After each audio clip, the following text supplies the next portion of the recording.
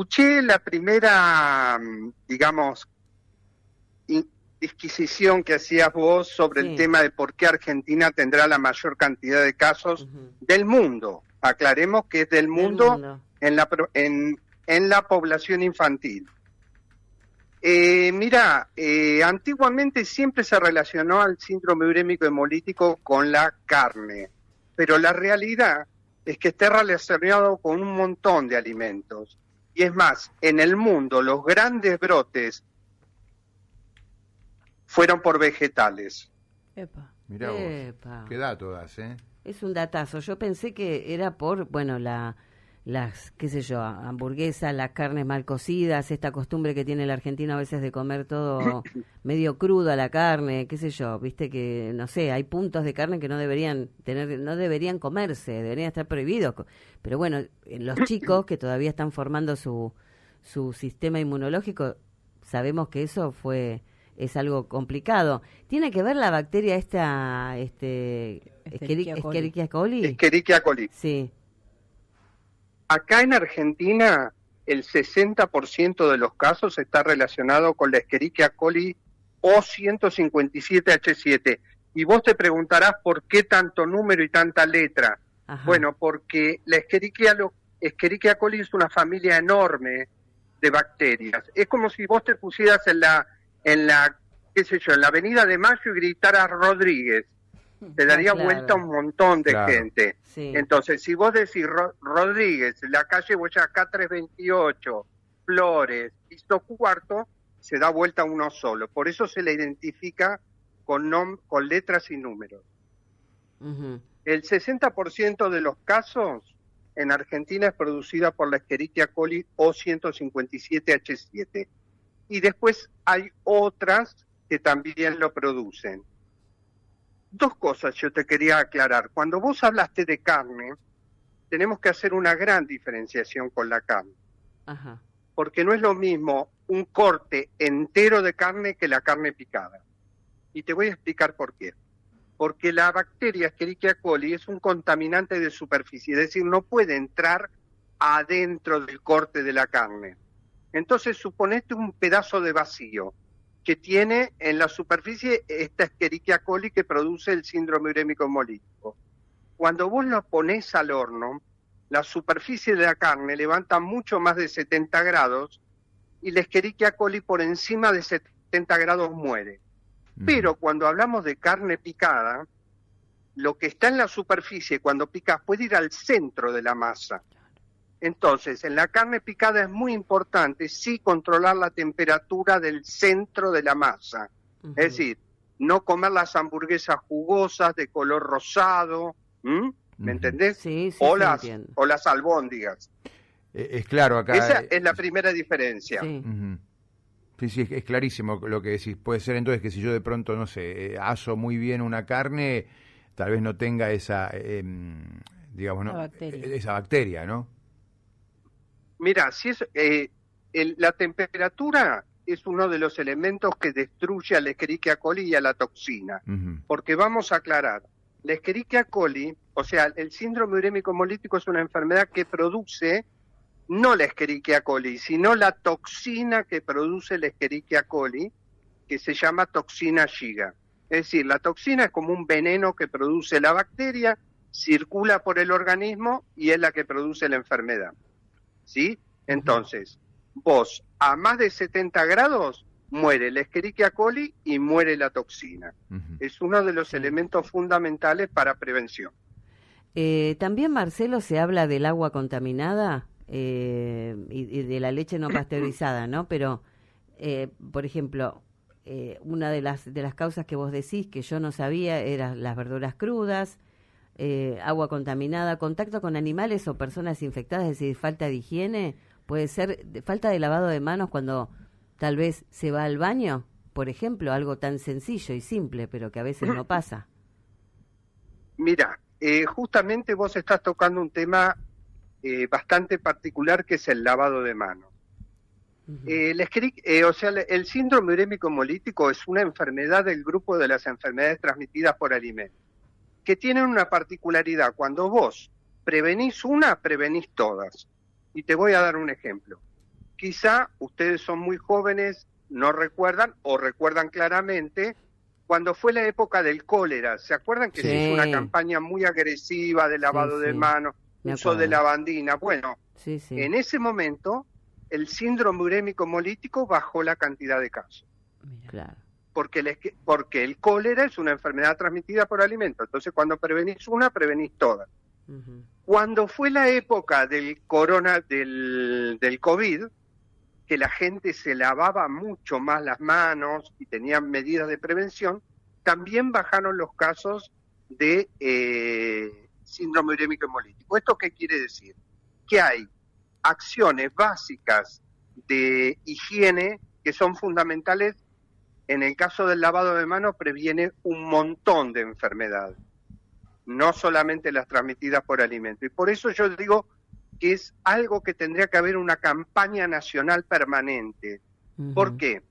Mirá, en la ciudad de Buenos Aires es muy común que el gobierno de la ciudad de Buenos Aires promocione ferias que se hacen en plazas y que la gente compra comida y la come en el lugar. No sé si ustedes han concurrido alguna vez. Muchísimas, sí, acá está lleno cada vez más. Bueno, sí.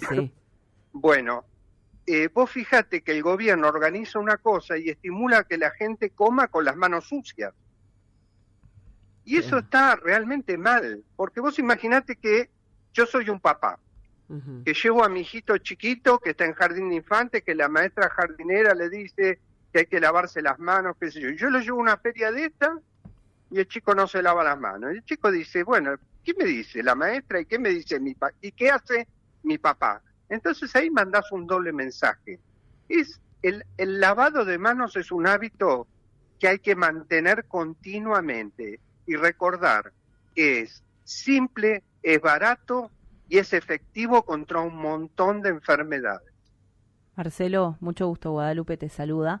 Yo te quería hacer dos preguntas. Por un lado, esto que decías de las ferias me trae a la cabeza la feria Masticar, que acá en Buenos Aires es muy conocida, con entradas bastante onerosas, digamos, pero cuando yo fui me pasó eso, veía que no había lugares para lavarse las manos y había filas interminables porque son muy concurridas estas ferias. Entonces, por un lado, hablar sobre el alcohol en gel, que también vino, se instaló y pareciera reemplazar el agua, y te quiero preguntar si eso definitivamente es así.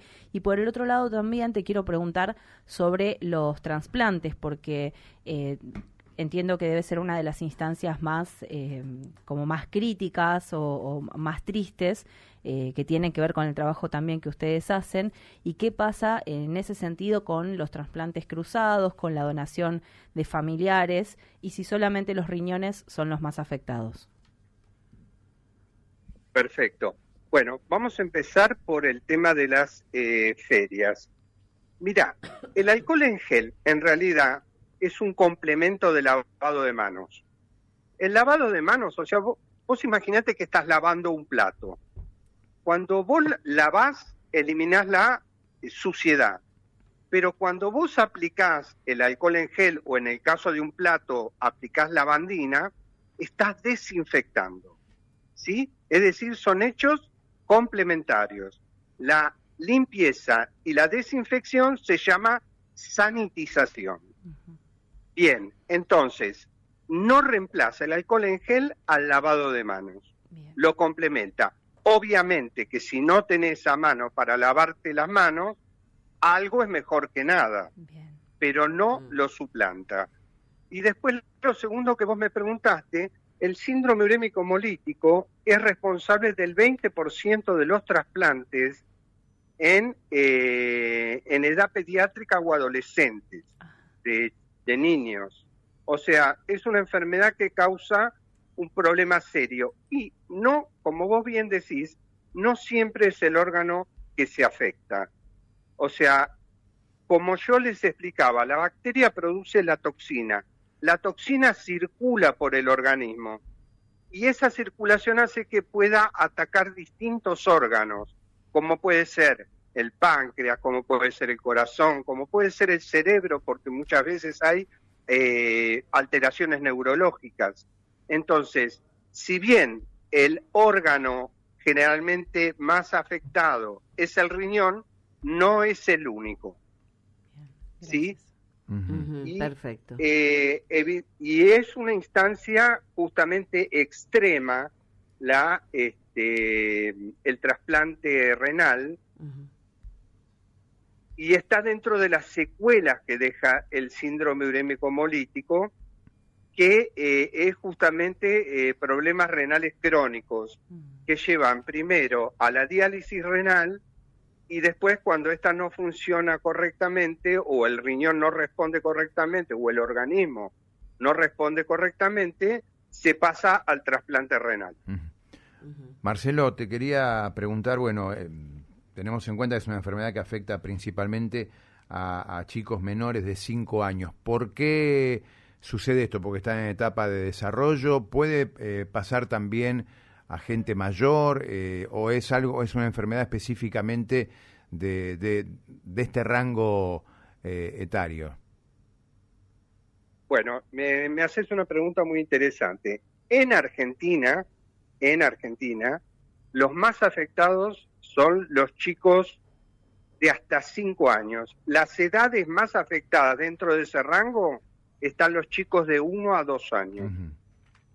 ¿Por qué se supone que los chicos son los más afectados? Porque el riñón de los chicos tiene mucha cantidad de receptores que permiten la asociación con la toxina que produce el síndrome urémico hemolítico, y a la vez su sistema inmunológico no está maduro, por lo cual no pueden rechazar la bacteria. Pero en Argentina hay casos de adultos, y la enfermedad en adultos es muy grave. Marcelo, yo te quiero preguntar con respecto a esto que mi compañero Gustavo decía, ¿qué pasa también con los trasplantes en términos de si tiene que ser una persona de la misma edad, si tiene que ser del mismo sexo? Hay suposiciones que uno puede hacer, pero muchas veces sería imprudente de nuestra parte, y lo estamos preguntando, puede ser seguramente la pregunta que algún oyente tenga. Y por otro lado, ¿qué pasa también con la donación de los riñones? Porque tenemos dos, sabemos que el páncreas tiene que venir de una persona fallecida, lamentablemente, para que haya un trasplante, pero en el caso de los riñones podemos vivir con uno solo. Hay casos donde alguien done un riñón a una persona que ya sea familiar o cruzados, como creo que fue el caso del periodista Jorge Lanata. Sí, ¿se da eso? Sí, hay mucha donación, digamos, de riñones de personas vivas, y en general muchas veces son de padres a hijos. Lo que se hace siempre es un análisis de compatibilidad histopatológico, es decir, ver si los componentes de las células del riñón del donante son compatibles con la del receptor, para evitar un rechazo del trasplante. Esos son estudios que se hacen, se hace también un estudio estadístico, y en base a eso se acepta el donante o no, pero es muy frecuente la donación de padres a hijos. Es más, nosotros en la asociación conocemos un montón de padres que han donado los riñones a sus hijos. Un riñón, ¿no? Claro. Y no importa, digo, porque uno tiende a pensar que el riñón de un adulto es más grande que el de un pequeño, y sin embargo se puede. Ahora, Marcelo, lo interesante... Espera, el tema es así. Eso que vos me decís está perfecto. Evidentemente la edad es un tema a tener en cuenta, pero te voy a decir una cosa. La Escherichia coli, la toxina, produce, imagínate al riñón y como que le producís una cicatriz, una lesión, una lastimadura. A veces en los chicos, generalmente los chicos, cuando se empezó a estudiar el síndrome urémico hemolítico, se los controlaba 2 años después, hasta 2 años después de la enfermedad. Hoy en día se lo controla al paciente toda la vida. ¿Por qué? Porque si un chico tuvo la enfermedad, suponete, al año, cuando llega la pubertad, ese riñón va a tener un trabajo extra por el crecimiento del chico, y si le quedó una cicatriz, una lesión muy complicada, ahí puede venir un periodo de insuficiencia renal. Y otro periodo importante es en la mujer cuando queda embarazada, porque entonces el riñón está sometido a un estrés grande por el tema de la gestación. ¿Qué te quiero decir con esto? Que evidentemente un riñón de un adulto en un niño es imposible. Generalmente cuando son bebés muy chiquitos se los somete a diálisis, salvo que sean casos muy extremos, pero se los somete a diálisis y después con el tiempo se lo llevará al trasplante. Claro. Una pena, sí, sí. Lo que nos llamaba la atención, te decía Marcelo, es que pensábamos que solamente eran afectados los chicos, que una vez pasada determinada edad, si pasaron, si estaba todo bien, no había de qué preocuparse tanto, sino que seguir obviamente lavando las manos y demás, pero que la famosa Escherichia coli no iba a afectar, pero ahora nos decís que no, y por otro lado también no pensábamos que la leche no pasteurizada, las verduras crudas, el agua contaminada y el contacto con animales, ¿no? También podría llegar a infectarnos. Mira, me das la oportunidad muy importante de mostrar un caso. ¿Ustedes vieron que uno en la verdulería ve bandejitas con ensalada preparada? Sí. Bueno, sí. ¿Alguna vez alguien se preguntó si esa ensalada está bien lavada? Yo todo Una vez que vos tenés... pero después digo, esas verduras, cuando vos las compras cortadas, es muy difícil volver a lavarlas. Es difícil, más suponete si vos compras una bandejita de zanahoria rallada. Es imposible lavar. Uh-huh. Bueno, claro. ese tipo de alimento es muy riesgoso. Y no solamente por la Escherichia coli, tenés salmonelosis, tenés listeriosis. Por ejemplo, una mujer embarazada jamás debería consumir ese tipo de productos. ¿Sí? Esos productos vienen sin etiqueta y nadie se hace responsable del lavado. Y el lavado es una cosa importantísima en las verduras. Uh-huh. Eso con respecto a las verduras. Les voy a contar una cosa. Hoy en día la gente está muy estimulada por el tema de la alimentación natural. Yo resulta que en septiembre hice un recorrido turístico por el norte argentino. Y le comenté al de la agencia de turismo, le digo, mira, la agencia está mal orientada, porque acá se promueven muchos alimentos sin etiqueta. Le digo, y ustedes, en general, la gente piensa que sin etiqueta es natural. No, sin etiqueta no se sabe el origen, no se sabe quién lo hizo, no se sabe cómo lo hizo. Y hay alimentos especialmente peligrosos para consumir sin etiqueta, como son, por ejemplo, un escabeche, uh-huh. Como puede ser un queso, como puede ser un salamín, ¿sí? Que nos dicen, esto es un queso casero porque no tiene etiqueta. No, es un queso riesgoso, porque yo no sé si la persona que lo hizo lo pasteurizó bien, porque la leche no pasteurizada es un transporte de muchas bacterias, ¿sí? No solamente de una sola enfermedad. Por lo tanto, los alimentos tienen que tener etiqueta. Y yo le comenté justamente al de la empresa de turismo, digo, estás mal orientado porque, ¿sabes qué? Si un día la agencia de turismo tiene un caso de alguna enfermedad transmitida por alimentos, van a tener un problema, además de económico, un problema de descrédito. ¿Y por qué evitarlo? Es decir, ¿qué te quiero decir? En Argentina falta mucha educación al consumidor de alimentos. La gente no sabe en qué condiciones nunca hay que comprar un alimento y en qué condiciones sí hay que comprarlo. Por ejemplo, viene Semana Santa. ¿Cuántas veces has visto en carnicerías vender pescado? Yo he visto un montón. Sí, sí, por lo general lo hacen, sí. En solamente una carnicería no se puede vender. El filé de merluza. En una carnicería es que no se puede vender, ¿sabes por qué? Uh-huh. Simplemente porque la temperatura de conservación de la carne y la del pescado son totalmente distintas. Y el carnicero tiene las heladeras graduadas para conservar carne, no pescado.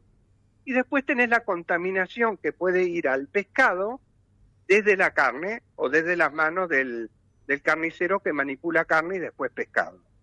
Entonces, te quiero decir, es muy importante educar al consumidor de alimentos. Es importantísimo para un montón de enfermedades transmitidas por alimentos.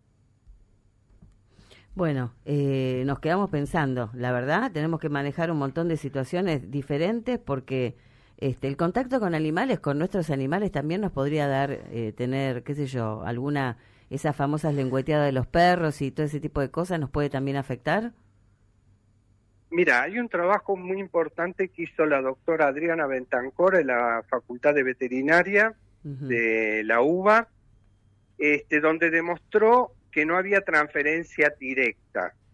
Es decir, no había casos de síndrome urémico hemolítico en un lugar relacionado con el perro. Pero, ¿qué te quiero contar? Que ha llegado la alimentación natural a los perros. Y hoy en día se promocionan comidas crudas para darle a los animales. Y yo siempre pienso lo mismo. La carne cruda, los vegetales crudos son vehículo de muchas enfermedades. Si vos querés alimentar a tu animal de una manera natural, me parece sensacional, pero cocinale la carne y manejá los alimentos del animal, cuando son hechos con productos crudos, con mucho cuidado, porque también te podés enfermar y también puede enfermar el animal. Pero lo que te quiero decir, casos de Escherichia coli, productora de síndrome urémico hemolítico, en Argentina relacionado con perros y gatos, hasta el momento no hay. No hay. Pero bueno, si a lo mejor el perrito se le ocurre comer, en lugar de un huesito que hace mal, le damos una zanahoria, le tenemos que o pelar la zanahoria, lavarla bien con un poquito, unas gotitas de lavandina, como para que no tenga ese, para evitar problemas, digamos. Estaría bien así. Y acordate que no... Exactamente, y acordate que no es solamente el síndrome urémico hemolítico, puede ser una salmonela, que también lo va a afectar al perro. Bueno. Y otra cosa importante es si le querés dar carne, la carne cocida. Sí, no, eso desde ya, eso creo que todos tenemos o por lo menos la mayoría sabemos que no se le da carne cruda a los animales ya. Me parece que eso fue sí, pero hay gente que mirá que hay una tendencia en este momento en crecimiento, sobre todo en la ciudad de Buenos Aires, que es la alimentación de los perros y gatos con carne cruda. Claro, como antes, el famoso bofe y todo eso que ya fue, me parece. ¿Viste? Ahora están las comidas ya hechas. El bofe no existe más. Es carne cruda. Carne cruda. No existe más, no sé. Marcelo, tenemos que ver un montón de situaciones que podrían estar complicándonos, porque yo pensé, y todos creo que pensamos, nos quedamos todos callados porque nos miramos todos los líos que hacemos todos, porque hemos comprado bandejita, porque tenemos que estar más atentos con el lavado de manos, y bueno, en especial a los chiquitos, ¿no? Que son los que tienen todavía las defensas bajas, nosotros también nos podemos afectar, pero cuidémonos todos, ¿no? Acá hay una página que es www.lusu, que se escribe lusuh.org.ar, para que los oyentes se puedan comunicar con vos y hacer estas preguntas, porque deben tener muchas dudas acerca de la alimentación de todos los días, ¿no? Entonces, hay muchas más preguntas además, que te quisiéramos hacer. Sí. Y además lo último que te quiero agregar, ahora se acerca un periodo fundamental, que es el tema de las fiestas. Y que en las fiestas se elaboran muchos alimentos y a veces uno descuida o quiere que la heladera sea solamente para las bebidas porque la bebida tiene que estar fría.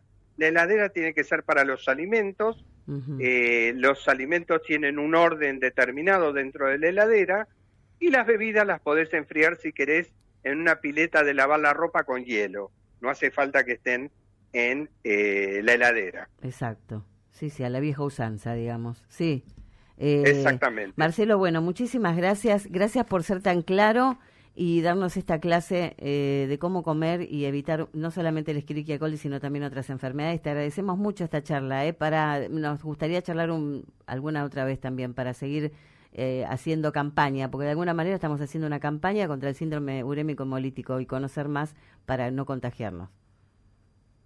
Bueno, desde ya les agradezco mucho y lo que quiero resaltar es que el USU ofrece charlas gratis sobre el tema de manejo de alimentos, que son muy interesantes, incluso tenemos para médicos, para docentes. Es un tema que nosotros damos charlas totalmente gratuitas. Perfecto. Así que siempre conectándose por la página la pueden solicitar. Muy bien, muchísimas gracias. Que sigan muy bien. Hasta Igualmente, luego. Hasta luego. Hablamos con Marcelo Darrocha, presidente del USU, con H al final, asociación civil que lucha contra este síndrome urémico hemolítico.